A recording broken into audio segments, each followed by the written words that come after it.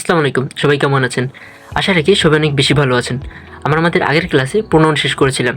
আজকের ক্লাসে আমরা অ্যাডজেক্টিভ নিয়ে আলোচনা করব। আচ্ছা, চলেন তাহলে শুরু করা যাক। অ্যাডজেক্টিভ। অ্যাডজেক্টিভ কাকে বলে?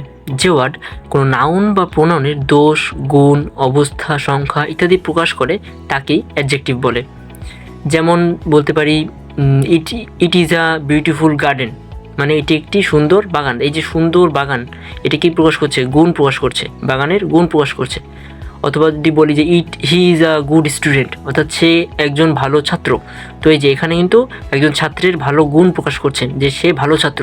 তো এই যে যখন দোষ, গুণ, অবস্থা বা সংখ্যা এগুলো প্রকাশ করবে তখন তাকে অ্যাডজেক্টিভ বলবে। ঠিক আছে? আচ্ছা, অ্যাডজেক্টিভ মোট 4 প্রকার। কী কী?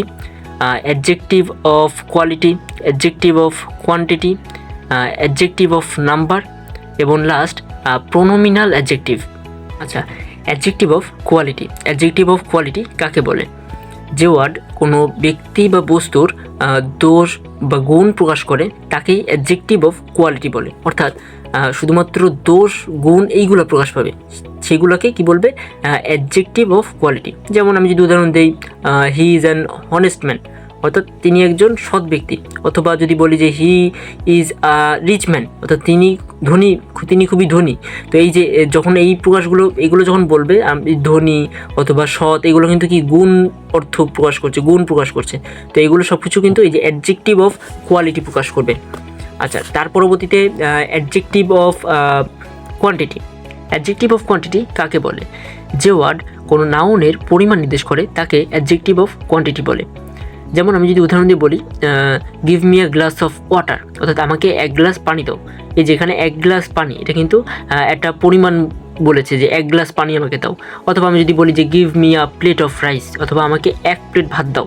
তো এই যে এখানে কিন্তু নাউনের পরিমাণ নির্দেশ করছে। 1 প্লেট ভাত, 1 প্লেট ভাত অথবা 1 গ্লাস পানি, এই যে এইগুলা। তো তাহলে বোঝা গেল আমরা আজকে অ্যাডজেক্টিভ কাকে বলে, অ্যাডজেক্টিভ কয় প্রকার ও কী কী, এবং এই যে অ্যাডজেক্টিভ অফ কোয়ালিটি এবং অ্যাডজেক্টিভ অফ কোয়ান্টিটি নিয়ে জানলাম।